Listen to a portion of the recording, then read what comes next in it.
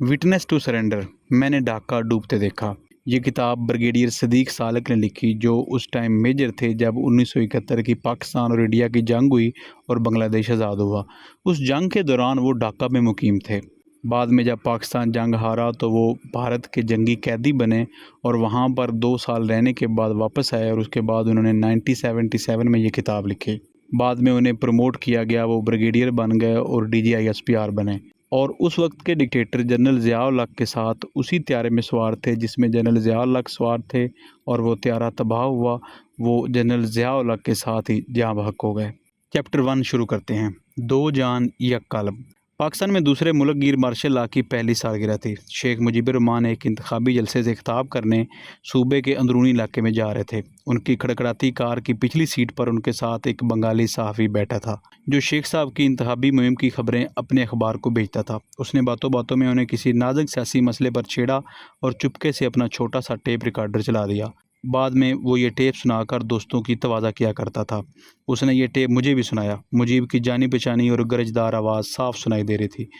अयूब खान ने मुझे मकबूलियत की ऐसी मेराज पर पहुंचा दिया है कि अब कोई शख्स मेरी मर्ज़ी के ख़िलाफ़ नहीं जा सकता। कोई शख्स मुझे ना नहीं कह सकता, हत्ता कि याह्या खान भी मेरे मुतालबात को रद्द नहीं कर सकता। मुजीब के मुतालबात और अज़ाइम क्या थे, उसकी निशानदेही एक और टेप से होती है जो याह्या खान के महकमा सराग रसानी ने चोरी छुपे तैयार की थी। उसमें मुजीब की आवाज़ बंद थी। मौजू था LFO। ये कानूनी ढांचा अमलन एक दस्तूरी खाका था जिसमें कौमी सलामती की ज़मानत दी गई थी। इसकी दो शिकें जो 6 निकात की राह में हायल थीं, मुजीब को सख्त नापसंद थीं। इस दस्तूरी खाके के मुतल्लिक मुजीब ने अनजाने में अपने करीबी हलकों में हस्बे ज़ैल राय का इजहार किया था। मेरा मकसद बांग्लादेश का क़याम है। इंतखाबात ख़त्म होते ही LFO को पुर्जे पुर्जे कर दूंगा। कौन है जो इंतखाबात के बाद मेरे सामने टिक सके। जब याह्या खान ने ये अल्फाज सुने तो वो आग बगोला हो गया। उसका फौरी रद्द-ए-अमल ये था, अगर उसने मुझे धोखा दिया तो मैं उसको सीधा कर दूंगा। मुजीब और याह्या के ये ख्यालात बाद की बातें हैं। उनका सही पस मंज़र समझने के लिए ज़रूरी है कि बात जनवरी 1970 से शुरू की जाए, जब मैं पहली बार 2 साल के लिए ढाका गया। जब मैं रावलपिंडी से ढाका रवाना हुआ तो रखते सफ़र बड़ा मुखसर था, मगर मेरे ज़हन में ख्यालात का वज़न बहुत भारी था। ये ख्यालात मुल्की सालमियत से मुतल्लिक़ थे, मगर उस वक्त इस सिलसिले में हिंदुस्तान की इम्कानी जारियत की बजाय अंदरूनी सियासत के मद्देनज़र का ज़्यादा एहसास था, क्योंकि मगरबी पाकिस्तान में जहाँ मैंने 20-25 साल गुजारे थे, ये तासर आम था कि मुजीब के 6 नुकात अलहदगी की दरपर्दगाह स्कीम का दूसरा नाम है। और बाद हलकों में ये बात अक्सर सुनने में आई कि 1968 की अगरतला साजिश भी इस स्कीम के बरोकार लाने के लिए अमली इक़दाम था। इन बातों में कहाँ तक सदाकत थी और कहाँ तक तअस्सुब, इसका मुझे इल्म न था। मैंने सोचा कि बंगाली भाइयों से बराह रास्त मिलूंगा तो सूरत हाल खुद ब खुद वाज़ेह हो जाएगी। उन दिनों मशरक़ी पाकिस्तान में 25,000 के लगभग फ़ौजी तैनात थे। मैं सरकारी फ़राइज़ के सिलसिले में उन्हीं में शामिल होने जा रहा था, मगर 1800 किलोमीटर में फैले हुए वसी हिंदुस्तानी इलाके के ऊपर प्रवास करते हुए बार बार ये ख्याल आ रहा था कि अगर हिंदुस्तान ने हम पर हमला कर दिया तो क्या ये 25,000 फ़ौजी मौसर तौर पर मशरक़ी पाकिस्तान का दिफा कर सकेंगे। मैं एक सच्चे पाकिस्तानी की तरह इन ख्यालात से आंखें बचाने के लिए माजी की उन बुसीदा दलीलों में पनाह ढूंढने लगा कि ऑल इंडिया मुस्लिम लीग की बुनियाद ढाका में ही तो रखी गई थी। करारदाद पाकिस्तान जो 1940 में लाहौर में मंजूर हुई, एक बंगाली लीडर ने ही तो पेश की थी, फिर डर काहे का। इन्हीं ख्यालात के जुर्मट में मैं तेज गाँव ढाका एयरपोर्ट पर उतरा। ज़मीन पर सब्ज़े के कालीन बिछे थे और आसमान पर नकरई बादल मुस्कुरा रहे थे। बदलियाँ तो बहुत थीं, मगर बिखरी बिखरी। उनकी ओट इतनी घनी और गहरी न थी कि हंसते हुए सूरज का चेहरा मुकम्मल तौर पर आंखों से ओझल हो जाता। फ़ज़ा मुतदिल सी और माहौल सुकून अमेज़ था। मेरे साथ उसी जहाज़ में बाज़ फ़ौजी अफसर जो मार्शल लॉ ड्यूटी से मुतल्लिक़ थे, वो किसी और ही हवा में थे। दुराते हुए VIP लाउंज में गए और गहरे और दबे सोफ़ों में सस्ताने लगे। बाहर बंगाली कुली हाँफते काँपते उनका सामान गवर्नमेंट हाउस की नकरई प्लेटों वाली गाड़ियों में लादने लगे। आनन फानन वो बाहर निकले और गाड़ियों में बैठकर एयरपोर्ट से निकल गए। मैं दूसरे बरामदे में खड़ा किसी मुनासिब सवारी का इंतज़ार करने लगा। रास्ते में जहाज़ की खराबी की वजह से मैंने फ़्लाइट बदल ली थी, मगर इसकी इत्तला ढाका ना पहुंचा सका था। थोड़ी देर बाद एक फ़ौजी जीप मेरे करीब आकर रुकी। हवालदार ने मुझे स्मार्ट सा सल्यूट किया और पास से गुजरते हुए एक बंगाली लड़के को भबकदार लहजे में हुक्म दिया, साहब का अटैची केस जीप में रखो। सहमे हुए लड़के को ये भबक नागवार तो गुजरी, मगर अपने आका पर एक एहतजाजी निगाह डालते हुए हुक्म बजा लाया। उसने घूर कर मेरी तरफ भी देखा। उसके स्याह चेहरे के चौकटे में सफ़ेद सफ़ेद आंखें वहशत का एहसास लिए हुए थीं। मैंने अपना हाथ कोट की जेब में डाला और चंद सिक्के उस गरीब लड़के को देना चाहे, मगर हवालदार ने पुरजोर लहजे में कहा, सारे हरामजादों की आदत न बिगाड़िए। میں نے مشورہ مان لیا اور بنگالی لڑکا ایک بار پھر نفرت بھری نگاہیں مجھ پر ڈالتے ہوئے وہاں سے چلا گیا۔ ایئرپورٹ کی بلند و بالا عمارت پر پرچم ستارہ ہلال پوری آب و تاب سے لہرا رہا تھا۔ میں چھاونی روانہ ہو گیا۔ جو دوست مجھے ایئرپورٹ پر لینے نہ پہنچ سکے شام کو آفیسر میس میں آئے، بڑے اتفاق سے ملے، اپنی غیر حاضری کی معافی مانگنے لگے۔ رسمی گفتگو کے بعد مشرقی پاکستان کی صورتحال زیر بحث آئی تو انہوں نے اس غیر مناسب موقع پر، جبکہ حالات دگرگوں ہو رہے تھے، مشرقی پاکستان میں تقرری پر مجھ سے ہمدردی کا اظہار کیا۔ اس کے علاوہ چند پند و نصیحت سے بھی نوازا۔ نمونے کے چند موتی حاضر ہیں۔ یہاں عملی طور پر مارشل لا کا کوئی وجود نہیں ہے۔ گھرداری کے لیے ہرگز بھاری بھاری چیزیں نہ خریدنا، کیا معلوم کب اور کن حالات میں یہاں سے بستر گول کرنا پڑے۔ اپنا روپیہ پیسہ شہر کے کمرشل بینک کی بجائے چھاونی کے نیشنل بینک میں رکھوانا، اور ہاں، اپنے پیش رو کے فلیٹ میں ہی ٹکے رہنا۔ یہ صندوق نما فلیٹ بڑا محفوظ ہے، اس میں کوئی شرپسند آسانی سے بم نہیں لڑکا سکتا۔ میرے خیال میں یہ سب وہم تھے، ورنہ کسی بنگالی کو کیا پڑی کہ وہ میرے گھر میں بم پھینکے۔ صورتحال خراب سے، مگر اتنی تو نہیں کہ چھولے اچانک بڑک اٹھیں۔ میں نے دوستوں کے مشوروں کو نظر انداز کرتے ہوئے مغربی پاکستان سے کومک یعنی میری بیوی بچوں کو بلانے کے لیے تار بھیج دیا۔ چند روز میں وہ پہنچ گئے تو انہیں اپنے مورچہ نما فلیٹ میں متعین کر دیا۔ بچوں کے آتے ہی اگلے روز بنگالیوں کا ایک ہجوم ہمارے گھر پر ٹوٹ پڑا، مگر وہ شرپسند نہ تھے، محض محنت مزدوری کرنے والی عورتیں تھیں جو آیا کے طور پر ملازمت کی خواہش مند تھیں۔ بنگالی عورتیں مغربی پاکستانیوں کے گھروں میں ملازمت کو ترجیح دیتی تھیں، جیسے تقسیم ہند سے پہلے ہندوستانی خانسامے اور بحرے کسی انگریز کے ہاں نوکری کو بہتر سمجھتے تھے۔ دوسرے تیسرے دن یہ معلوم ہوا کہ میری بیوی نے 2 نوکرانیاں ملازم رکھ لی ہیں۔ بظاہر یہ سراسر فضول خرچی تھی، مگر جب بیوی سے جواب طلبی کی تو وہ کہنے لگی، فکر نہ کیجیے، ان دونوں کی تنخواہ ہمارے راول پنڈی والے واحد ملازم کی تنخواہ سے بھی کم ہوگی۔ میں نے فکر کرنا چھوڑ دیا۔ گھر آباد کرنے کے لیے برتنوں کی ضرورت پڑی تو میں ڈھاکہ سے 14 کلومیٹر دور ٹونگی میں پاکستان سیرامکس انڈسٹری گیا۔ راستے میں افلاس اور نداری کے ایسے دردناک مناظر دیکھنے میں آئے کہ ملازمت کی ماری ماری پھرتی آیوں کی بے چینی سمجھ میں آ گئی۔ راستے میں جو عورتیں نظر آئیں ان کے پاس ستر پوشی کے لیے چند چیتڑوں کے سوا کچھ نہ تھا۔ جو مرد دکھائی دیے وہ عموماً کوتا قامت اور فاقہ زدہ تھے۔ ان کی سیاہ جلد میں منڈی ہوئی پسلیاں چلتی گاڑی سے بھی گنی جا سکتی تھیں۔ بچوں کی حالت بڑوں سے بدتر تھی، ان کی ہڈیاں کمزور اور جسم نحیف تھے۔ کمزور ٹانگوں کے اوپر ابھری ہوئی توندیں باہر کو امڑ رہی تھیں۔ بعض بچوں کی کمر کے گرد گندا سا دھاگا بندھا ہوا تھا جس سے ایک گھنٹی لٹک رہی تھی، ان کا یہ واحد کھلونا تھا۔ راستے میں جہاں جہاں رکا بھیک منگوں کے غول مجھ پر ٹوٹ پڑے۔ میں نے محسوس کیا کہ جب بنگال کا عام غریب آدمی مغربی پاکستان کے انتہائی غریب آدمی سے بھی غریب تر ہے۔ مجھے مشرقی پاکستان کی معاشی بدحالی کے بارے میں سنی ہوئی ان باتوں میں وزن نظر آنے لگا۔ میں اپنے آپ کو مجرم محسوس کرنے لگا۔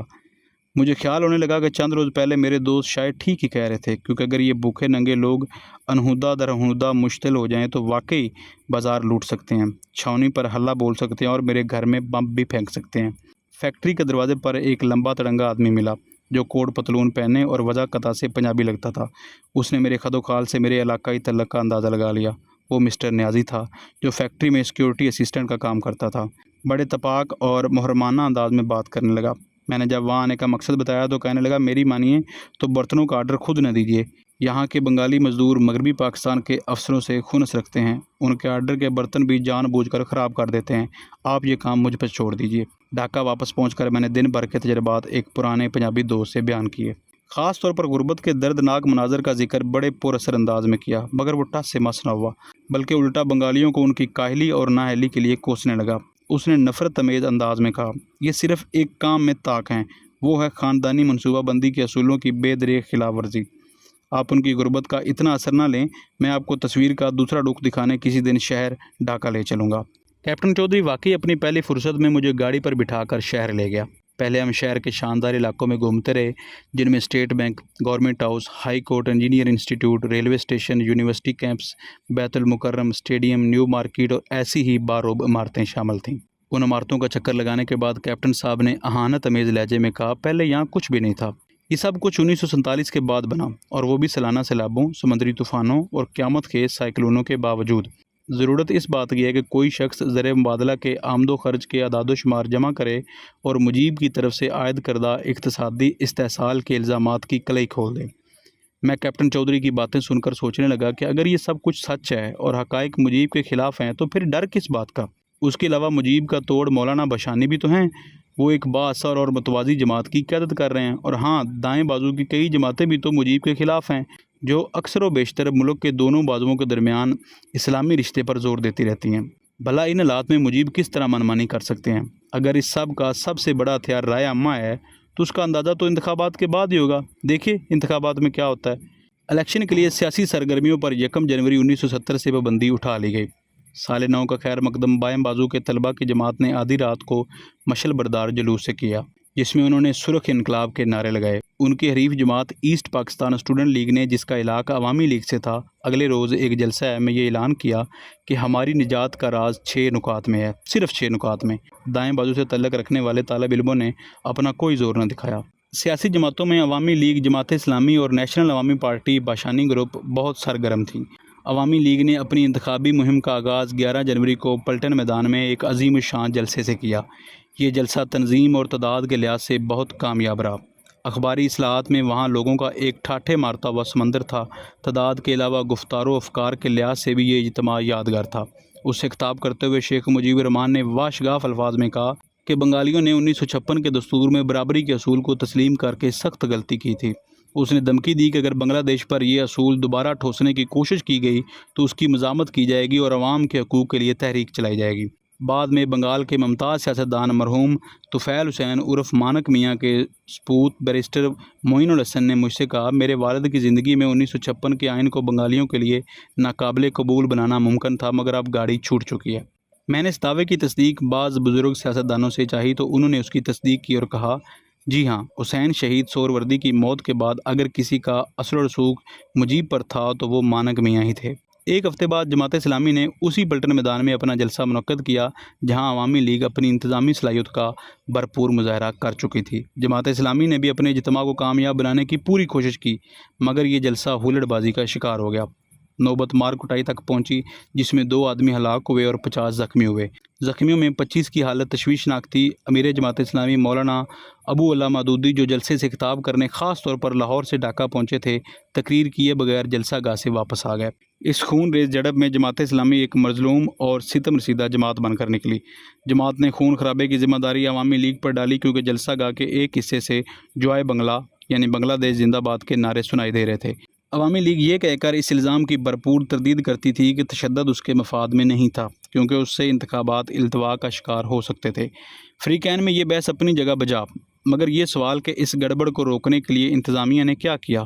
خون ریز جھڑپوں کے دوران پولیس کہاں تھی؟ اس نے بر وقت اور مؤثر مداخلت کر کے امن و امان بحال کیوں نہ کیا؟ میں نے یہ سوال مارشل لا انتظامیہ کے ایک اعلیٰ افسر کے سامنے اٹھائے تو اس نے کہا کہ حکومت نے جماعت اسلامی کو ضروری تحفظ کی پیشکش کی تھی، مگر جماعت نے اسے یہ کہہ کر رد کر دیا کہ ہمارے پاس انتظام ہے۔ اس سے انتظامیہ سمجھی کہ غالباً جماعت یہ تاثر دینا چاہتی ہے کہ اگر عوامی لیگ اپنے بل بوتے پر اتنا شاندار جلسہ کر سکتی ہے تو ہم بھی کسی سے کم نہیں، کیونکہ حکومت کی پناہ تو ہمیشہ کمزور جماعتیں ہی ڈھونڈتی ہیں۔ میں نے یہ بات جماعت کے ایک ہمدرد سے کہی تو اس نے جواب دیا، نہیں، یہ سراسر جھوٹ ہے، جماعت نے کوئی پیشکش نہیں ٹھکرائی۔ در حقیقت حکومت اپنی غیر جانبداری قائم رکھنے کے لیے سر بام بیٹھی اور تماشا دیکھتی رہی۔ جنوری 1970 کا تیسرا اہم سیاسی واقعہ سنتوش میں کسانوں کی ریلی تھی، جس کا اہتمام مولانا بشانی کی نیشنل عوامی پارٹی نے کیا تھا۔ اس میں شرکت کے دعوت نامے ان تمام پارٹیوں کو دیے گئے جو سوشلزم میں اعتقاد رکھتی تھیں۔ حکومت نے اس ریلی کو کامیاب بنانے کے لیے خصوصی گاڑیاں چلائیں اور جلسہ گاہ تک بجلی پہنچانے کے انتظامات کیے، کیونکہ گورنمنٹ ہاؤس میں بیٹھنے والے بعض سیاسی پنڈتوں کا خیال تھا کہ مجیب الرحمان کا اثر زائل کرنے کے لیے باشانی کو کامیاب اور فعال بنانا ضروری ہے۔ اس کے باوجود ریلی ناکام ہو گئی۔ ناکامی کی وجہ کسی حریف جماعت کی دخل اندازی کی بجائے اس کا اپنا اندرونی انتشار تھا۔ کئی دنوں کے شور شرابے کے بعد اگر اس تقریب سے کچھ برآمد ہوا تو چند نعرے تھے، خون اور آگ، آگ آگ، پرچی یا گولی، گولی گولی۔ باشانی کا انتہا پسند گروپ، جس کی قیادت پارٹی کے سیکرٹری جنرل مسٹر طلحہ کے ہاتھوں میں تھی، سرے سے انتخابات میں یقین نہیں رکھتا تھا۔ اس کا خیال تھا کہ الیکشن سے حکومت تو بدل سکتی ہے، مگر سماجی اور اقتصادی تبدیلی نہیں آ سکتی، جس کا واحد ذریعہ سرخ انقلاب ہے۔ ایک شام ایک اخبار کے دفتر میں میری ملاقات مسٹر طلحہ سے ہو گئی۔ وہ باشانی سے تازہ الگ ہوئے تھے۔ اپنی علیحدگی پر روشنی ڈالتے ہوئے انہوں نے کہا کہ میں نے پہلے عوامی لیگ کو اس لیے چھوڑا تھا کہ اس میں کوئی انقلابی شعلہ باقی نہیں رہا تھا، چنانچہ میں نے انقلابی نصب العین حاصل کرنے کے لیے نیشنل عوامی پارٹی کی بنیاد رکھی، مگر اب یہ پارٹی بھی اپنے نصب العین سے بھٹک گئی ہے۔ اب اس میں بھی عوامی لیگ کی طرح کوئی چنگاری باقی نہیں رہی۔ میں اپنا آئندہ کا لائحہ عمل انتخابات کے بعد واضح کروں گا۔ ان 3 سیاسی پارٹیوں کے علاوہ چند اور سیاسی جماعتیں اور گروہ بھی تھے، جن میں Krishak Sramik Party, Pakistan National League, Pakistan Democratic Party, Jamiat Ulema Pakistan اور مسلم لیگ 3 گروہ شامل ہیں۔ یہ سب سیاسی کھاڑے میں اترے، مگر افتاؤں خیراں ان میں سے کسی نے کوئی ایسا کارنامہ سر انجام نہ دیا جس سے سیاسی ہلچل مچ سکتی۔ البتہ ان نسبتاً چھوٹی جماعتوں میں پاکستان ڈیموکریٹک پارٹی کے صدر جناب محمد نور الامین کا ذکر ضروری ہے، کیونکہ انتہا پسندی کے اس جذباتی ماحول میں انہوں نے اعتدال، رواداری اور انصاف کی آواز بلند کی۔ یہ بہت بڑی بات تھی، کیونکہ تاریک آندھی میں چراغ جلانا بے شک نتائج کے لحاظ سے بے سود ہو، مگر جذبے اور نیت کے اعتبار سے قابل ستائش۔ مسٹر نور الامین کی یہ آواز بے اثر ثابت ہوئی، کیونکہ ماحول بدل چکا تھا، قدریں روندی جا رہی تھیں، قومی سالمیت کے منافی نعرہ بازی روز مرہ کا معمول بن چکا تھا۔ اس آندھی کو روکنے والا کوئی نظر نہیں آتا تھا۔ حکومت کی گدی پر بیٹھنے والے اس آندھی سے بے خبر تھے یا دیدہ نداستہ اسے نظر انداز کر رہے تھے۔ سیاسی صورتحال کا جائزہ لینے کے بعد میں اقتصادیات کے وڈیروں اور بنگال کے دانشوروں کی طرف متوجہ ہوا، کیونکہ میرے خیال میں یہ دو طبقے کسی ملک کی سیاسی تقدیر بدلنے میں خاموش مگر اہم کردار ادا کرتے ہیں۔ تجارتی حلقوں میں مسٹر رحمان، مسٹر احمد، مسٹر بھوئیاں اور چند دوسرے حضرات سے ملاقاتیں ہوئیں۔ ان کا زور بیان اس بات پر ٹوٹتا تھا کہ جناب مغربی پاکستان میں جتنی ترقی ہوئی ہے، مشرقی پاکستان کے پیسے سے ہوئی ہے۔ اس سلسلے میں عوامی لیگ کی زیر سرپرستی چھپنے والا لٹریچر کا اکثر حوالہ دیتے، جس میں دعویٰ کیا گیا تھا کہ پاکستان کی مجموعی آمدنی کا 60% حصہ مشرقی پاکستان سے حاصل ہوتا ہے، مگر اس پر قومی آمدنی کا صرف 20% ہی خرچ ہوتا ہے۔ اس کے برعکس مغربی پاکستان قومی آمدنی کا صرف 40% کماتا ہے، مگر آمدنی کا 75% کھا جاتا ہے۔ اعداد و شمار کے علاوہ یہ حضرات بعض عملی دشواریوں کا بھی اکثر ذکر کرتے اور روزمرہ زندگی سے ایسی مثالیں دیتے کہ سارا تجارتی نظام مضحکہ خیز نظر آتا۔ مثلاً وہ یہ کہتے کہ ایک جہاز مشرق وسطیٰ سے ربڑ وغیرہ لے کر چٹاگانگ روانہ ہوتا ہے، پہلے سیدھا کراچی جاتا ہے، پھر کراچی سے چٹاگانگ آتا ہے، جس سے کرایہ بھی بڑھتا ہے اور وقت بھی زیادہ لگتا ہے۔ اس طرح فوج کے استعمال میں آنے والی چھل جالیاں عموماً پٹسن سے بنتی ہیں۔ پٹسن کی فیکٹریاں یہاں ہیں، مگر پہلے سے تیار شدہ مال رنگائی کے بہانے مغربی پاکستان بھیجا جاتا ہے اور پھر واپس منگوا کر یہاں کے یونٹوں کو دیا جاتا ہے۔ معلوم ہوتا ہے کہ کوئی چیز اس وقت تک مشرقی پاکستان کے لیے مناسب نہیں سمجھی جاتی جب تک اس پر مغربی پاکستان کی مقبولیت کی مہر ثبت نہ ہو جائے، خواہ یہ تجارتی مال ہو، سیاستدان ہوں یا انتظامیہ کے افسر۔ ذہنی اور فکری معاذ پر بھی کیفیت تشویشناک تھی۔ چند ذاتی تجربے پیش کرتا ہوں۔ پڑھے لکھے لوگوں میں جس شخص سے سب سے پہلے رابطہ قائم ہوا وہ پاکستان کونسل برائے قومی یکجہتی کی ڈھاکہ شاخ کے ڈائریکٹر تھے۔ وہ میری خواہش پر مجھے سینٹر کی لائبریری دکھانے لگے۔ چلتے چلتے آرٹ سیکشن کے سامنے رک گئے، شیلف سے ایک اعلیٰ طباعت والی خوبصورت کتاب نکالی اور بنگالی لہجے اور نفرت سے کہنے لگے، ذرا ملاحظہ ہو، راولپنڈی میں ہمارا ہیڈ آفس ہمیں کیا بھیج رہا ہے؟ یہ قومی دولت کا سراسر ضیاع نہیں تو کیا ہے؟ کیا آپ نے کسی بنگالی شاعر کے بارے میں بھی اس پائے کی کوئی کتاب شائع کی ہے؟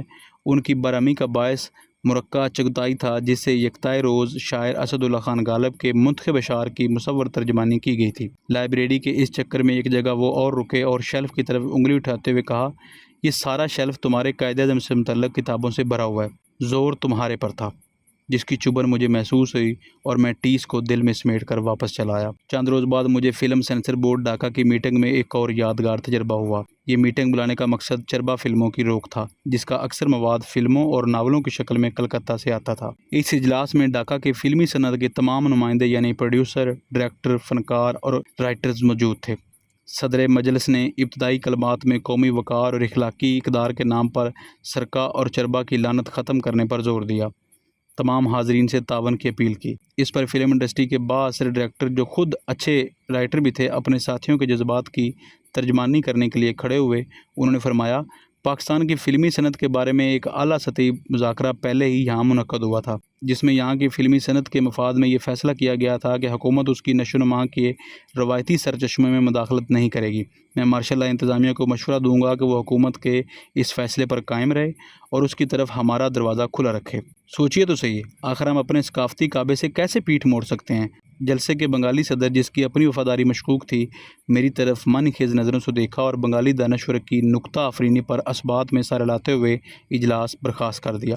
مختلف طبقوں سے تعلق رکھنے والے بنگالی بھائیوں سے رابطہ قائم کرنے کے بعد میں اس نتیجے پر پہنچا کہ مغربی پاکستان اور مشرقی پاکستان کے درمیان ایک وسیع ذہنی خلیج حائل ہو چکی ہے۔